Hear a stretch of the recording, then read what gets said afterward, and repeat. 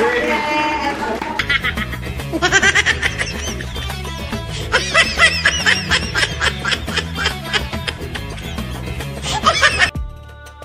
ito na naman po tayo, ang inyong makakasama, Boss Edgar po lamang.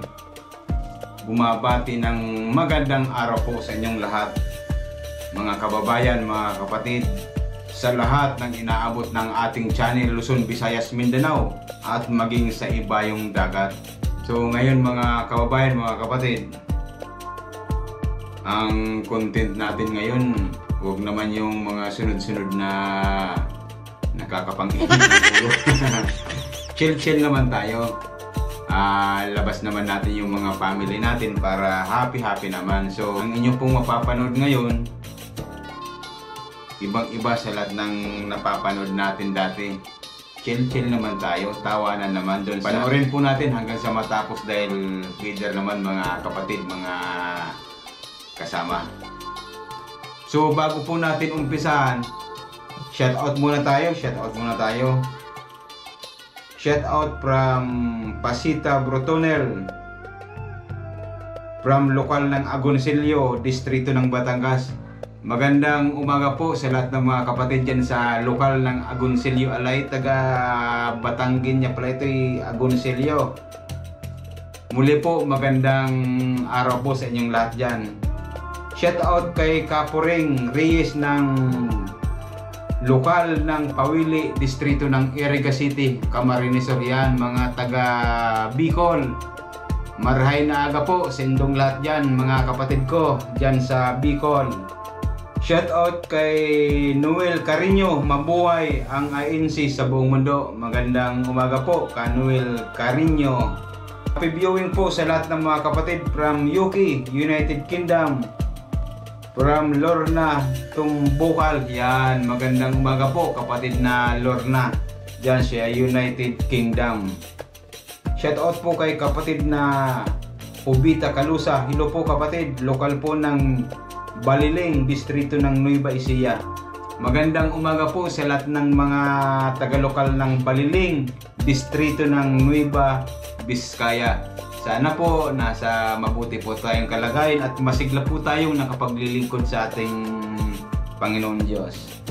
Shout out po kay Kajon Fernandez, ikaw pala yung Kajon, lokal ng Paranaque, distrito ng Makati, dito po yan sa Maynila. Magandang umaga po Kajon. Shout out pala sa lahat ng mga kapatid dyan sa lokal ng Hulugan, Cavite, lalong-lalo na sa aming pili dyan, si Kadani.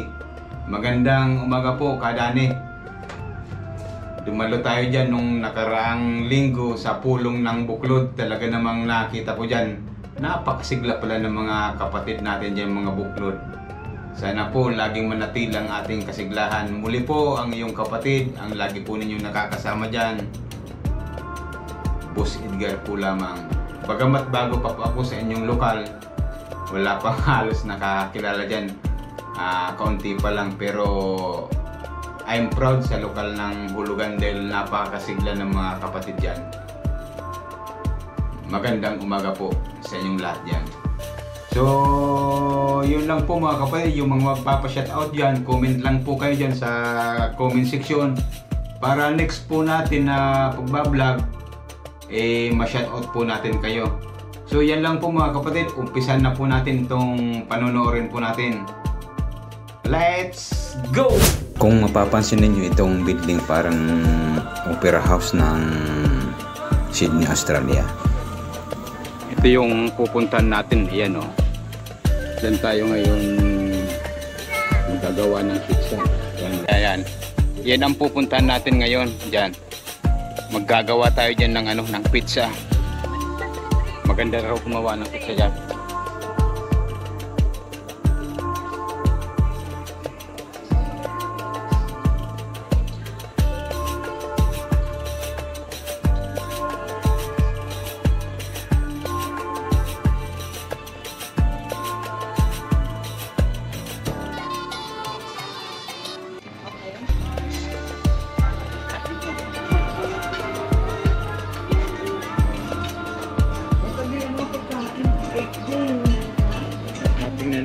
Tingnan natin dito.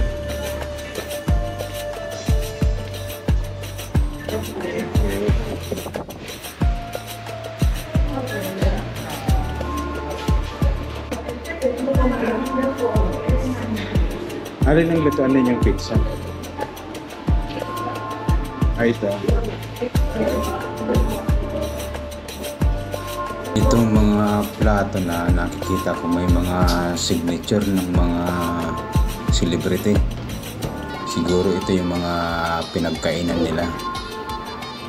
Ngayon hindi naman tayo celebrity. Diretso tayo dito sa loob. Dito sa nilulutuan ng pizza wrap. Titingnan natin kung ano dito habang pinipili nila kung anong flavor na lulutuin natin doon sa may table. Pwede ba dyan?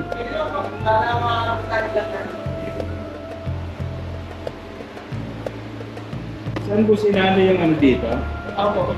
Yan. Wala lang kung gano'ng kapulihin. Wala lang. Wala na talagang kahoy ang ginagamit, ano? Ito yung pagkagamit nila. Pagbulo ko ng pizza.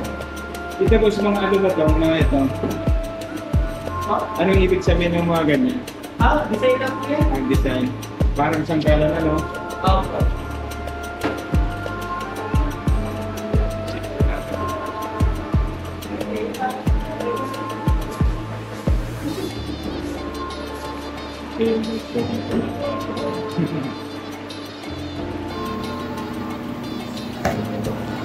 Teka, tanungin na natin sila kung anong lulutuin natin na pizza.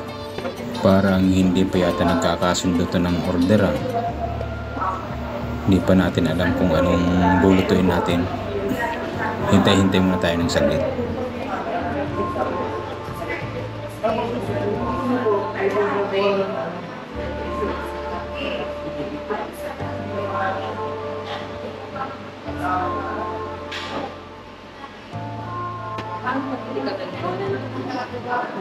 Mga experience lang po.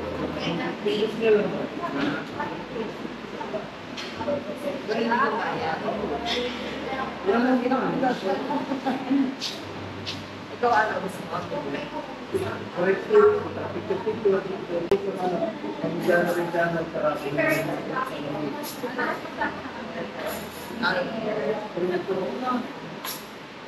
Yun, nagkaintindihan din tayo na.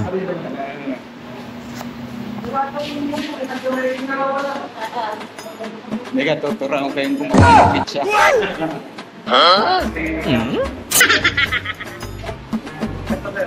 ano na lang po muna, hugas po muna kayo ng Ilalagyan mo rin dyan ng pizza. Gagawa tayo ng pizza. Tapos sasara natin dito sa natural na magkakita. Sige.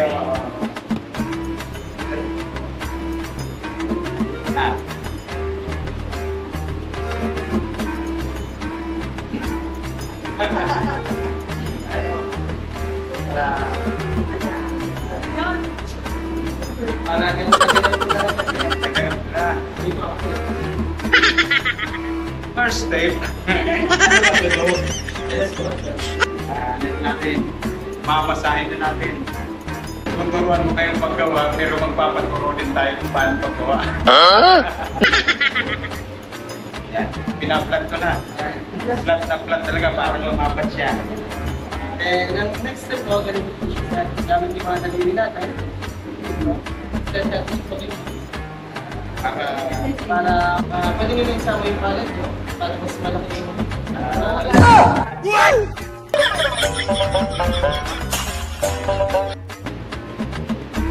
Dito tayo sa Amaril na kusina, matatagpuan niya dito sa Tourist Farm dito sa Naik Cavite.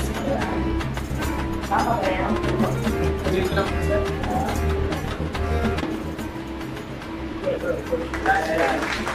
Wow!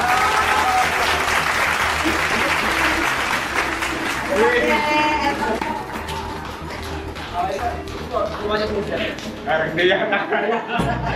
Ganun nyo lang po yung kamay nyo.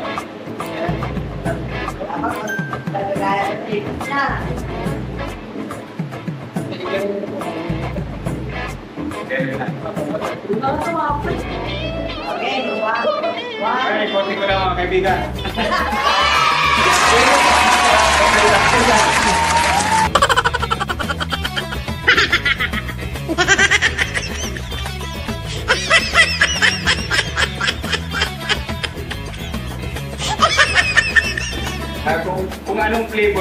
tatapilis niya.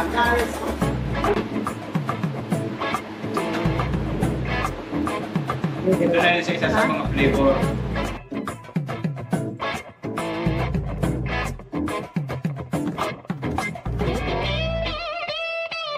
Parang giniling lang na damo ah.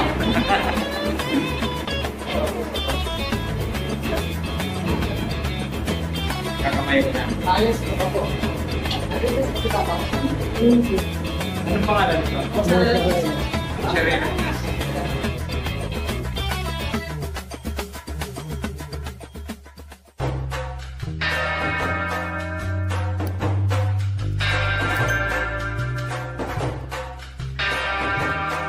Meron pa sayang itakot natin.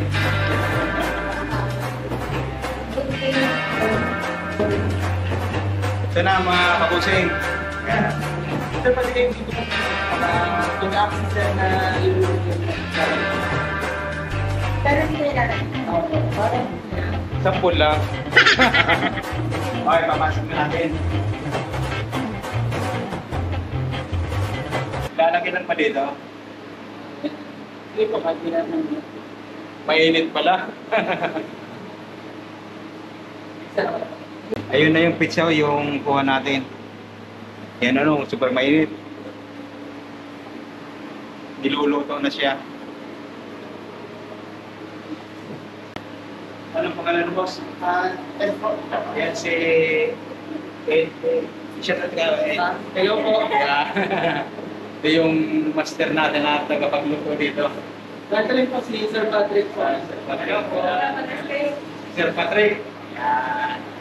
Yung lagayan nila, amari na kusina. Dito yan sa Torres Farm, dito sa Naik, Cavite.